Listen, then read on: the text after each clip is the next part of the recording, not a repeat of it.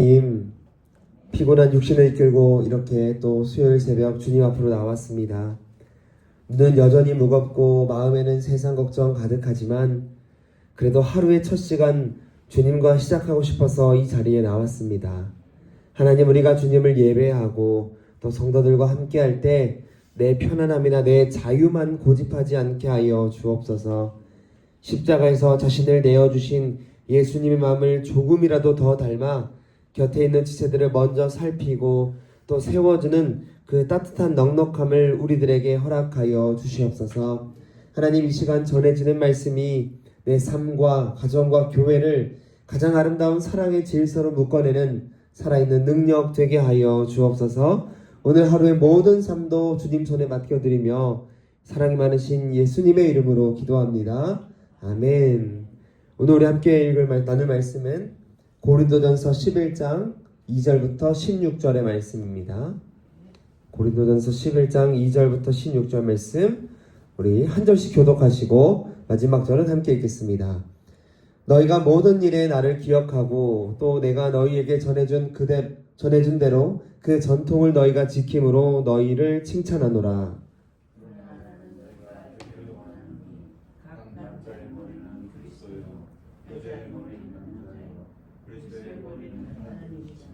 무릇 남자로서 머리에 무엇을 쓰고 기도나 예언을 하는 자는 그 머리를 욕되게 하는 것이요,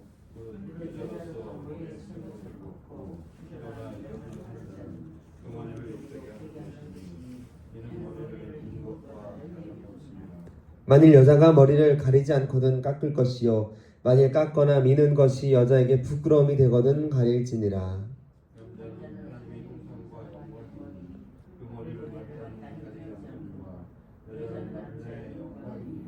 남자가 여자에게서 난 것이 아니요 여자가 남자에게서 났으며,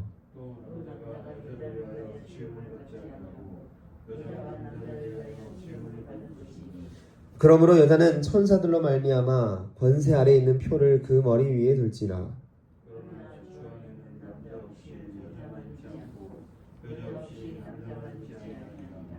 이는 여자가 남자에게서 난 것 같이 남자도 여자로 말미암아 났음이라. 그리고 모든 것은 하나님에게서 났느니라.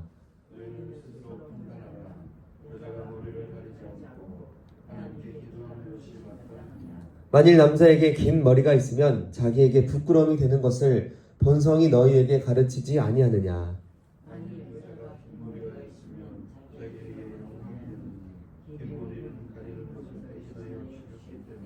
함께 읽습니다. 논쟁하려는 생각을 가진 자가 있을지라도 우리에게나 하나님의 모든 교회에는 이런 관례가 없느니라.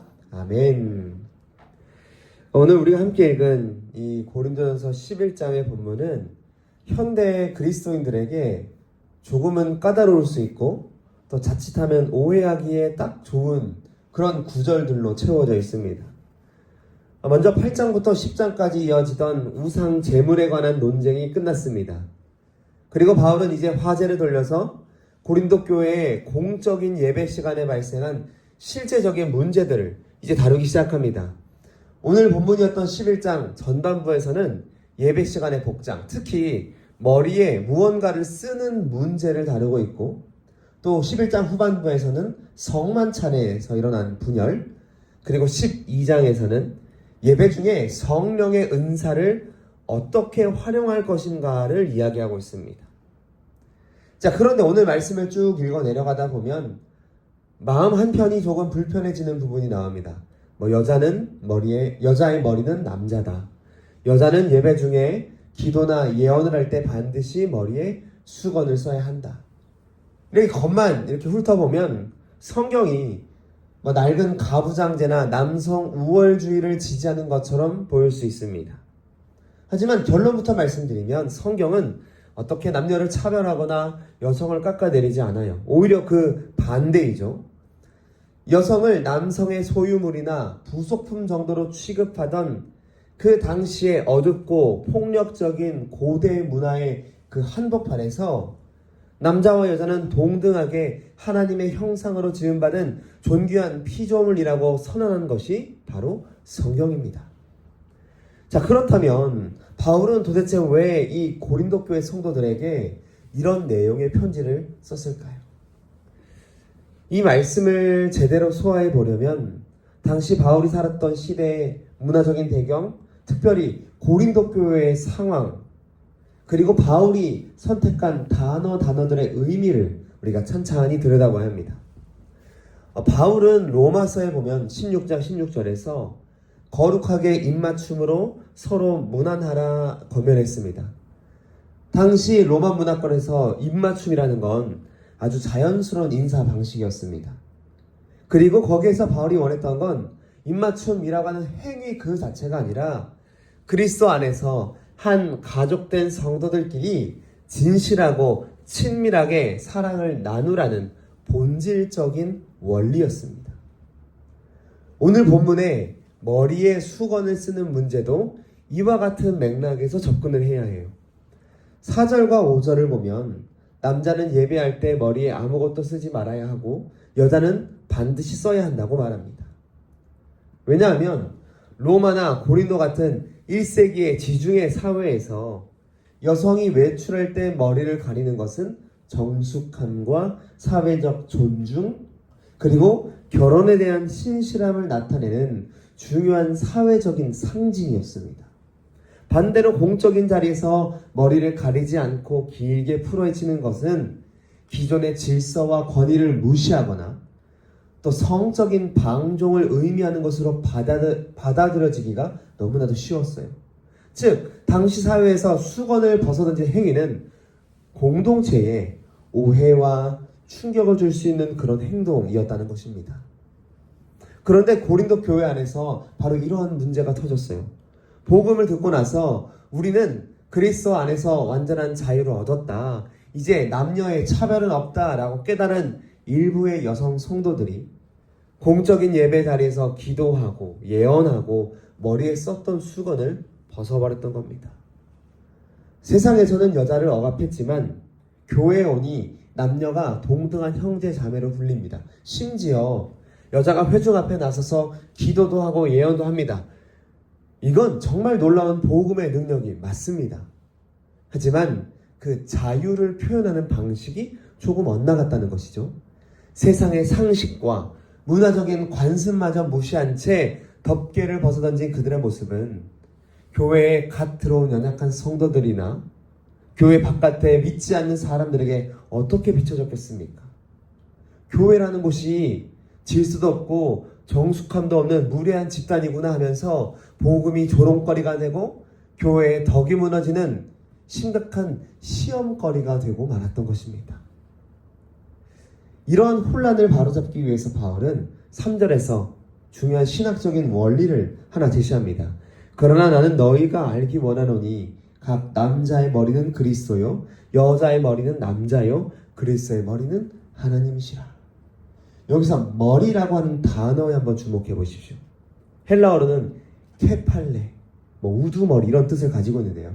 학자들에 따라서 이 단어를 공동체를 이끄는 권위 혹은 책임으로 보기도 하고요. 생명이 흘러나오는 관계의 근원으로 해석하기도 합니다. 중요한 건 바울이 여기서 남녀의 우월이나 어떤 계급을 말하려는 것이 아니라 하나님이 세우신 질서 안에서 서로 책임지고 사랑하는 관계성에 대해서 설명하고 있다는 겁니다. 이러한 맥락에서 보면 이제 7절부터 10절에 나오는 구절도 이해할 수 있게 돼요. 바울은 남자는 하나님의 영광이요 여자는 남자의 영광이다. 심지어는 천사들로 말미암아 권세 아래에 있는 표를 머리 위에 두어야 한다고 말합니다. 솔직히 이 구절들은 오늘날 신학자들 사이에서도 참 해석하기 까다로운 본문 중에 하나입니다. 하지만 바울이 여기서 말하고 싶어하는 핵심은 분명해요. 여자가 남자의 영광이라는 말은 여성이든 남성이든 누군가가 열등하다는 그런 뜻이 아니에요. 오히려 하나님께서 남성과 여성을 서로를 빛나게 하고 아름답게 완성하도록 지으셨다는 그런 관계성의 의미로 이해할 수 있어야 한다는 겁니다. 결국 바울이 강조하는 건 뭐냐면 예배 공동체 안에 하나님께서 창조 때부터 세우신 그 영광스러운 질서가 있다는 것, 그리고 그 질서를 존중하면서 그 문화를 존중하면서 정숙하게 예배하는 것이 천사들이 지켜보기에도 합당한 아름다운 모습이라는 것입니다. 그리고 이런 창조 질서 속에서 남자는 힘으로 군림하는 어떤 보스가 될 수 없어요. 남자의 머리 역시 그리스도이기 때문입니다. 남자는 생명이요 권위의 근원이 되시는 그리스도에게 철저히 복종하고 엎드릴 때에만 그 존재의 의미를 가진다는 겁니다. 성자 예수님께서 성부 하나님과 완벽하게 동등하신 분이었음에도 불구하고 우리를 살리시기 위해 십자가에서 자발적으로 순종하셨던 것처럼 성경이 말하는 질서는 사랑에 대하여 자기 비움과 섬김을 향해 있다는 것이죠.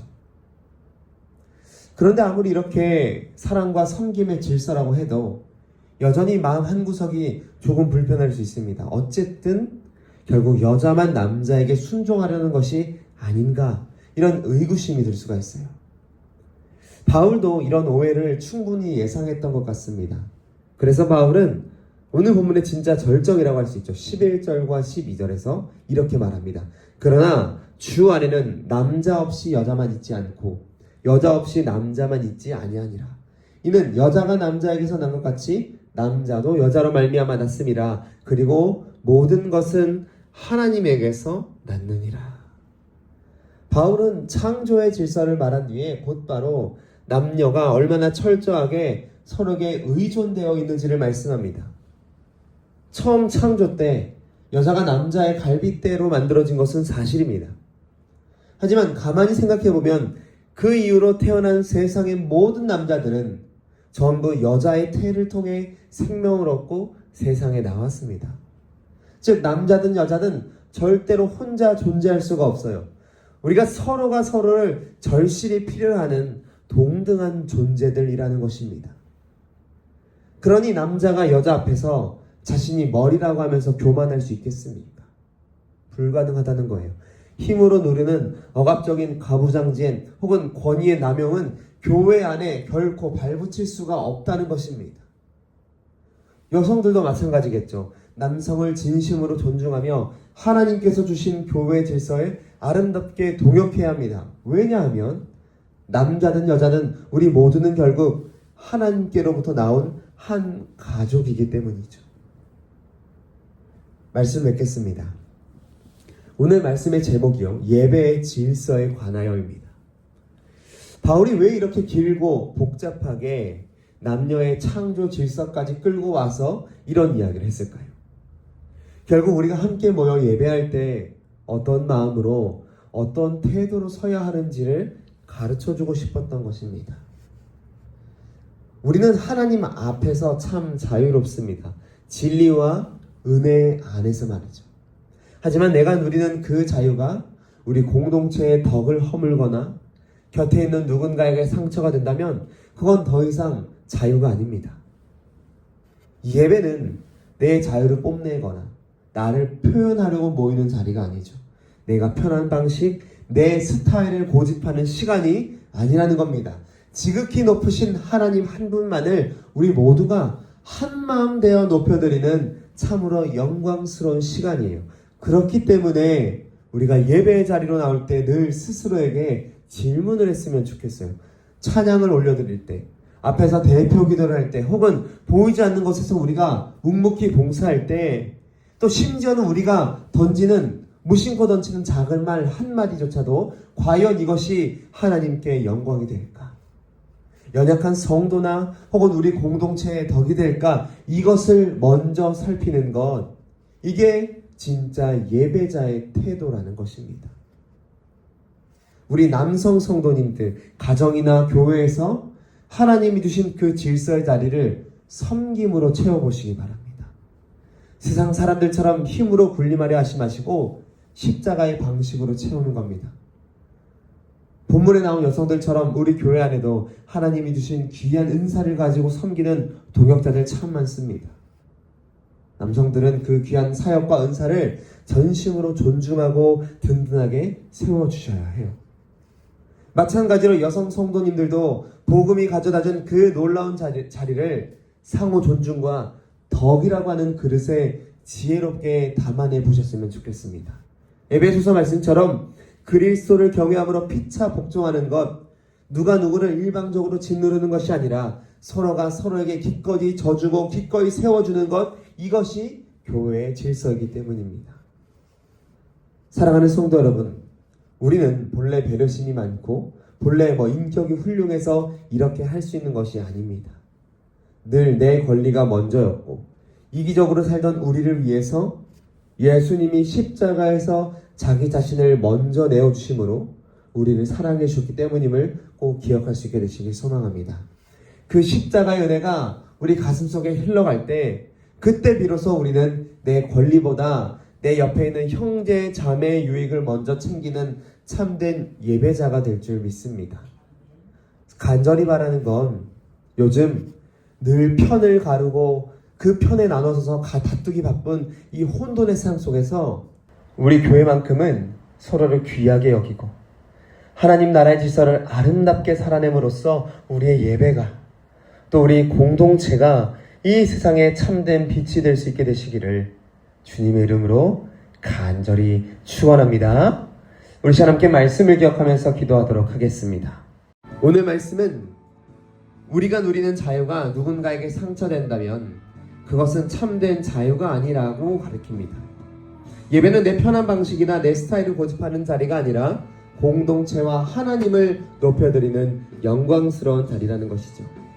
우리가 이 시간 함께 기도하실 때 하나님, 나의 작은 언행과 태도조차도 하나님께 영광이 되게 하시고 교회에 덕이 되게 하여 없소서, 이런 기도를 했으면 좋겠어요. 십자가에서 자발적으로 순종하신 예수님의 그 섬김과 자기 비움을 이 시간 우리들에게도 허락해달라고 먼저 오늘 말씀 붙들과 함께 기도하며 나아가도록 하겠습니다. 함께 기도합니다.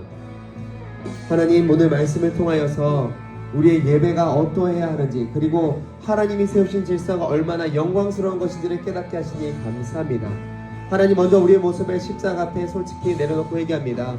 하나님, 우리는 진리와 은혜 안에서 자유를 얻었다고 말하면서도 정작 예배의 자리, 섬김의 자리에서는 철저하게 내 편안함과 내 방식을 고집할 때가 참 많았습니다. 나의 권리를 뽐내느라 곁에 있는 지체들이 시험에 드는 것을 살피지 못했고, 내 감정을 앞세우느라 거룩한 공동체의 덕을 허물어뜨리기도 하였습니다.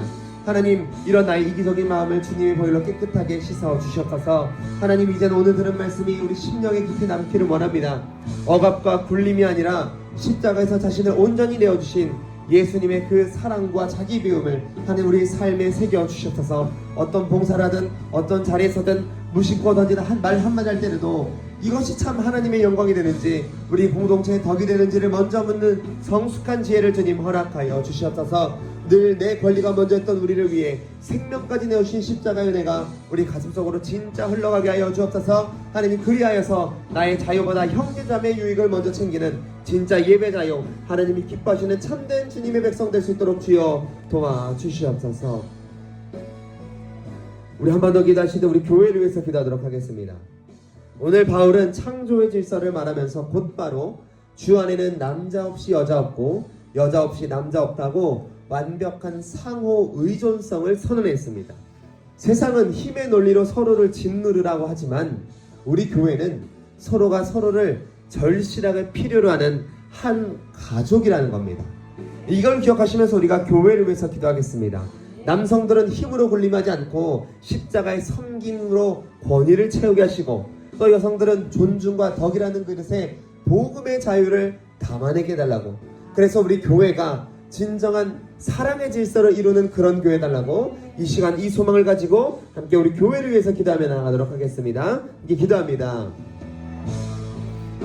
교회 머리가 되시며 우리의 생명의 근원이신 주님, 험한 세상 한가운데서 우리를 부르셔서 이 아름다운 믿음의 공동체를 묶어주심에 감사합니다. 하나님, 이 시간 간절한 마음으로 우리 공동체를 위해서 기도합니다. 끊임없이 서로를 혐오하고 갈라치게 하고 권력을 다투는 세상의 풍조가 결코 우리 교회의 문턱을 넘어오지 못하도록 주님 지켜주시옵소서. 에덴에서부터 하나님께서 만들어주신 상호 의존과 존중의 질서가 우리 공동체 안에 온전히 회복되기를 원합니다. 하나님, 우리 교회 먼저는 남성 성도들이 가정과 교회에서 십자가의 섬김으로 그 자리를 채워나갈 수 있도록 도와주옵소서. 세상의 가부장적인 폭력이나 군림하려는 욕망을 십자가에 못 박게 하시고 여성 노동자들의 귀한 은사와 사역을 전심으로 존중하고 든든하게 세워주는 영적인 리더들 되게 하여 주옵소서. 하나님, 우리 여성 성도들에게도 동일한 은혜를 더하여 주옵소서. 복음이 가져다 준 자유를 마음껏 누리면서도 그 자유를 상호 존중과 덕이라는 아름다운 그릇에 지혜롭게 담아낼 수 있도록 도와주옵소서. 일방적인 희생이 아니라 그리스도를 경외함으로 서로를 기꺼이 져주고 피차 복종하는 넉넉한 은혜가 우리 공동체의 호흡이 되게 하여 주옵소서. 하나님, 그래서 우리 교회 모든 모임과 예배가 천사들이 지켜보기에 합당한 아름다운 모습 되게 하여 주옵소서. 이기주의와 다툼으로 가득한 이 세상 사람들이 우리 교회를 바라볼 때 우리 교회 안에 서로를 빚어주고 완성해주는 진짜 질서와 사랑이 있음을 발견하고 그 안에서 살아계신 하나님을 바라볼 수 있도록 도와주셔서, 그래서 하나님, 우리 교회에 찾아오는 상처받은 수많은 영혼들이 우리 공동체 안에서 참된 안식과 회복과 진정한 세워줌과 섬김을 경험할 수 있도록 주님, 우리 교회를 들어 사용하여 주시옵소서.